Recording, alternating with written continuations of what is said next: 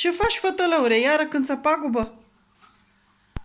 Da, iubirea mea, că uite că ce ne-a făcut Bill Gates ăsta.